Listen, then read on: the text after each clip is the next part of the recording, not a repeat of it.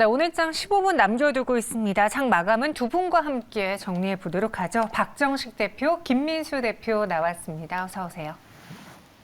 네, 안녕하십니까. 빠르게 세 가지 종목에 대한 투자 의견 전해드리도록 하죠. 먼저 LG이노텍입니다. 오늘 대형주들의 부진이 전반적으로 나타나고 있는 가운데 4분기 실적 부진 이야기도 더해지면서 LG이노텍 하락합니다. 또 메타버스 말 악재도 있긴 했었죠. 과연 두 분이라면 이럴 때 어떻게 대응하시겠습니까? OX 의견 주시죠. 김민수 대표님은 반등할 것이다. 그리고 박정식 대표님은 조금은 더 두고 보자라는 의견 주셨는데요. 대표님, 다시 반등할 것으로 보시는 가장 큰 이유 무엇입니까? 원래 저쪽이 먼저 아닙니까? 아니요, 이쪽이 네. 먼저입니다. 네. 네, 앵커님 마음대로? 맞습니다. 네. 그렇습니다. LG노텍을 보면서 오늘 또 악재가 또 나오다 보니까 그에 따라서 반응은 또 축 처지고 원래 LG노텍이 4분기에 대한 기대감이 없었습니다. 특히 애플이 이번에 중국에서 팍스콘 중심으로 생산량 제대로 나오겠느냐라고 하다 보니까 기대가 낮은 상황 쪽에서 이 얘기까지 나오다 보면 당연히 주가는 약세였을 것이다라고 바라보는데 게다가 또 XR 기기 관련된 쪽에서 출시 연기인가요? 지연인가요? 네, 지연이겠죠. 네, 누구예요? 네, 이런 상황이 되다 보니까 이런 변화로 나왔었을 때 아무래도 영향을 끼친다고 하더라도 이게 철회가 아니죠. 어느 땐 다시 나온다라고 하게 되면 지연됐을 뿐 다시 모멘텀은 여전히 유지된다라는 쪽으로 보게 되면 오히려 이런 기회를 삼아서 내년에 또 아이폰 14이 잘 안 되면 15도 있겠죠. 네, 그런 변화를 기대한다고 하게 되면 추가 하락 때는 오히려 지금 자리부터 추가 하락 때는 좀 더 관심을 가져야 될 때가 아닌가 생각이 들고 있습니다. 네, 그래서 LG노텍에 대해서는 O 의견 주셨고요. 반대로 박정식 대표님, 무엇이 좀 걱정되시는지요? 일단 LG이노텍은 시장에 많이 이제 주목을 받았던 그런 종목이고 네. 이번에 이제 받은 상황에서 악재가 좀 나오고 있는 상황이기 때문에 이대로 빠르게 반등하기보다는 어느 정도 조금 부진한 흐름을 이어가지 않을까라고 생각을 합니다. 그래서 네. 지금 당장 접근하기보다는 조금 더 조정을 받았을 때 접근하는 것이 유리해 보이고요. 일단 오늘 가격 하락력이 나타나는 것은 일단 증권사에서 4분기 영업이익이 일단 컨센서스 대비 하회할 것이다라는 전망이 강력하게 나오면서 목표 주가를 하향했기 때문에 이 메이저들의 매도력이 지금 계속적으로 나오고 있는 것으로 풀이가 됩니다. 특히 이런 대형주들은 이제 이런 리포트가 상당히 중요한 주가의 방향성에 영향을 미치기 때문에 조금 더 좀 관망을 하시면서 접근을 하시는 것이 좋을 것 같고 추후 좀 조정을 받게 된다면 대략 한 28만 원 정도 자리에서 만약에 지지를 받으면서 횡보를 한다면 새롭게 매수 관점으로 가셔도 되는데 이 자리가 깨지면서 조금 내려간다면 23만 원 정도 자리까지도 내려갈 수 있는 여력은 기술적으로는 존재하다 보니까 지금 상황에서는 조금 관망하시면서 접근하시는 것이 좋다고 생각을 하고 있습니다. 알겠습니다. LG노텍에 대해서는 두 분의 의견 나뉘어졌고요.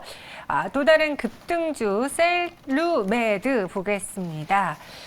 오늘 거래 제한폭까지 올랐어요. 지금 살짝 동시호가 들어가기 전에 이 상한가가 풀리는 모습도 보여주는데요. 셀루메드의 경우에는 2차 전지 교체용 배터리 관련 특허권 양수 소식 때문에 바로 상한가 지킹했습니다. 두 분 어떻게 보십니까? 의견 주시죠.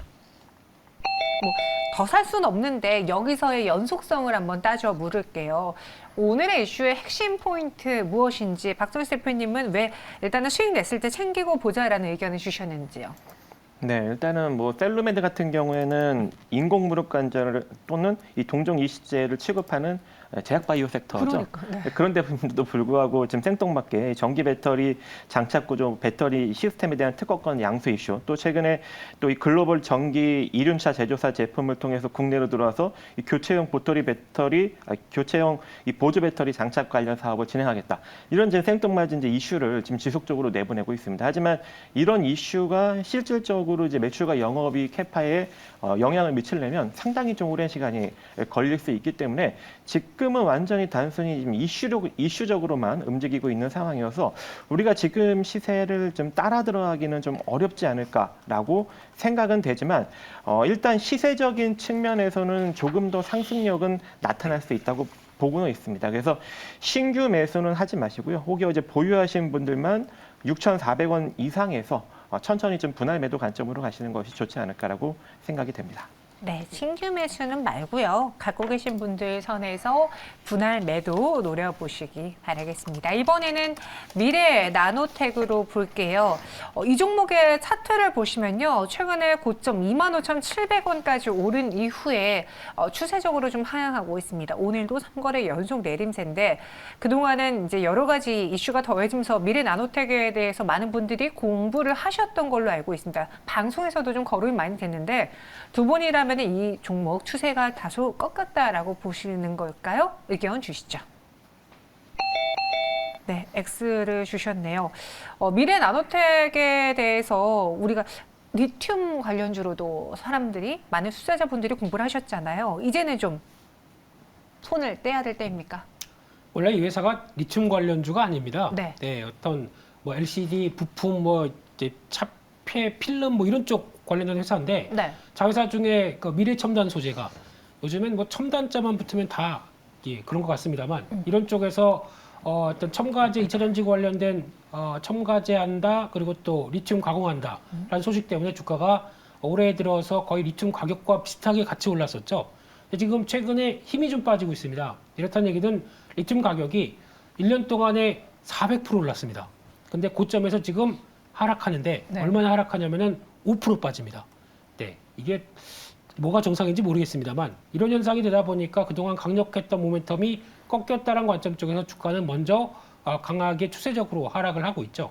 그런 쪽에서 보게 되면 아무래도 리튬 가격과 관련된 특히 최근 들어서 많이들 좀 원자재 쪽에서 좀 진심이다라고 하는 글로벌 IB 쪽에서는 리튬 고점론 얘기 많이 하고 있죠. 그러면 아무래도 시장이 약간 부정적으로 나올 가능성이 높고 이게 얼만큼 파장이 이끌어지는지는 좀 더 봐야 되는데 기술적으로는 딱 중요한 자리가 나가 있습니다. 지금 가격대에서 약 한 17,300원대 이 정도쯤 돼서 어느 정도 지지를 받게 되면은 요 자리 쪽에서는 한번 강한 반발매가 나올 수 있는 시점 같거든요. 네, 그런 때에서 들어오게 되면 들어왔다가 바로 반등이 세다라고 하게 되면 한번 파시는 게 좋지 않나 라는 쪽에서 지금은 반등 시에는 좀 챙겨놔야 좀 더 안전한 종목 쪽으로 생각을 하고 있습니다. 네, 그래서 미래 나노텍에 대해서는 X, 반등 시에는 이제 발을 좀 더 빼보자 의견 주셨습니다. 그럼 마감에 살 수 있는 기회가 이제 마지막 남은 것 같거든요. 두 분 마감에 어떤 종목 사시겠습니까? 키워드부터 볼게요. 김민수 대표님은 회사 조터레이라고 해주셨고요. 레이 같네요. 그리고 여기는 원통형 배터리를 본격 생산하는 기업이라고 했습니다. 원통형 배터리와 레이, 누가 어떤 종목 갖고 오셨을지 열어보도록 하죠. 레이 맞네요. 그리고 삼진 L&D였습니다. 삼진 L&D 하면 딱 원통형 배터리, 그러니까 삼성 SDI와 함께 좀 보는 종목이잖아요. 그렇죠. 네. 이번에 삼성 SDI가 최근 천안 공장에서 네. 지름 46mm 원통형 배터리 파일럿 생산 라인 장비를 본격적으로 지금 발주를 한다는 소식이 전해졌습니다. 그래서 삼진 L&D가 최근에 좀 상승력을 만들어내고 있는 상황인데요. 오늘은 다소 한 3% 정도 좀 주춤한 모습을 보이는데 아무래도 지금 시장이 빠지기 때문에 이러한 흐름이 나타나는 것이 아닌가라고 보여지고는 있지만 삼성 SDI 같은 경우 이제 내년 1분기까지 생산 라인을 구축을 하고 또 상반기 중으로 시제품을 생산을 하고 본격적으로 2025년부터 생산을 해서 이 BMW 등 완성차 업체에 이제 납품을 한다고 합니다. 그렇게 된다면 삼진 L&D도 약간 이제 중장기적으로 긍정적인 흐름을 보일 수 있지 않을까라고 생각을 하고 있고 삼진 L&D 같은 경우에는 정밀 금융 사출 기반의 전자 부품 업체입니다. 근데 이번에 이제 여기서 2차 전지 섹터랑 이제 부각을 받는 이유는 삼성 SDI의 이 원통형 2차 전지 뚜껑 역할을 하는 가스켓을 한 70% 정도 수준으로 공급을 하고 있기 때문에 향후 이 원통형 배터리의 생산 캐파만큼 삼진 L&D도 동반 성장할 수 있는 가능성이 점쳐지고 있는 상황이고요. 그리고 이제 순자산 가치, 한 장부상자산 가치 자본 총계가 대략 1,043억인데 현재 시가총액이 764억 원으로 본연의 장부상 가치 대비 시가총액이 아래에 있습니다. 그래서 지금 현재 약간 밑에서 등락을 벌일 때 여러분들이 요 3,000원대 이하로 좀 분할 매수 관점으로 가시면 좋을 것 같고요. 제가 이제 손절 라인은 3,100원 정도 짧게 제시해 드렸는데 손절 라인 좀 낮춰 드리겠습니다. 2,800원 정도 좀 여유 공간을 좀 두고 분할 매수 관점으로 가시고요. 목표가는 여기서 한 번 정도 시세가 또 강력하게 나오면 3,700원 정도 자리는 충분히 찍을 수 있기 때문에 그렇게 목표를 잡으시면 될 것 같습니다. 삼진 L&D 주셨습니다. 그러면 이번에는 레이를 볼게요. 레이가 치과 치료와 관련된 의료기기 관련주잖아요. 네. 지금 봐야 되는 이유가 있습니까? 네, 저희가 지금 중국 내수 소비 리오프닝 쪽 찾느라고 혈안돼 있죠. 네네. 예, 이쪽도 중국 소비주입니다. 아. 이제는 하나의 섹터가 들어오게 되면 또 섹터가 확산이 들어갈 걸 생각하면서 계속 찾아야 되겠죠. 그게 저희 매경 전문가들이 해야 될, 네, 그렇습니다. 어쩌다 매경 전문가님 되셨나요? 아닙니다. 예, 네. 예, 방송에 출연하시는 분들이 네. 다 해야 될 것 같고요. 일단 치과용 디지털 엑스레이 쪽에서 영상 진단 장비, 또 솔루션을 같이 판매를 하는데 이런 장비뿐만 아니라 솔루션까지 한꺼번에 우리랑 계약하게 되면 토탈로 다 드리겠습니다라고 할 수 있는 대표적인 회사입니다. 그래서 국내 유일의 흐름들이고 장비 따로 솔루션 따로 이렇게 안 합니다. 그런 쪽에서 이제 아무래도 어떤 해외 매출 비중이 상당히 높은 회사로 알려져 있고요. 그중에서 구강 스캐너라고 하는 쪽이 중국에 진출을 했는데 이쪽에서 나오는 부분과 함께 앞으로 중국을 계속 키우겠다라는 쪽에서 중국의 현지 치과기기 유통업체를 인수했습니다. 그러다 보니까 중국 내 150개 지역 대리점과 디지털 디자인 센터를 운영할 수 있는 효과가 됐죠. 그런 쪽에서 아무래도 지금부터는 이제 그러면 자유롭게 이동해서 중국 사람들도 치과 진료 받겠다라고 하게 되면 가장 큰 수혜는 어디가 나올까요? 라고 했을 때 이 회사가 아무래도 나올 수 있는 모멘텀이 가장 크다라는 쪽에서 오스템 임플란트도 마찬가지로 중국에 대한 거는 기대도 크고 덴티움도 그렇다고 하지만 최근에 동향을 봤었을 때는 레이가 훨씬 더 성과를 낼 수 있는 기반이 되는 게 아니냐라는 쪽에 중국의 변화들을 지켜보자라고 봐야 될 것 같고요. 실적도 좋습니다. 올해 매출이 1,350억, 한 45% 증가했고요. 영업이익도 거기에 따라서 한 180억대까지 올라왔는데 내년에 매출액이 1,850억대, 다시 또한 30-40%대 뛴다라고 하게 되면 이 부분이 전혀 주가에 반영이 안 돼 있다고 하게 되면 아무래도 실적 변화는 좀 더 기대를 할 수 있지 않게 되는가라고 바라보고 있고요. 따라서 지금 패턴으로 보게 되면 직전 고점을 오늘 넘어갔습니다. 네. 그렇게 되면은 약 한 22,000원대에서 21,500원대 정도까지 다시 눌림목 들어온다. 충분히 접근해도 될 것 같고요. 목표가는 지난 고점대가 있는 26,000원대 정도를 일단은 살펴보도록 하고요.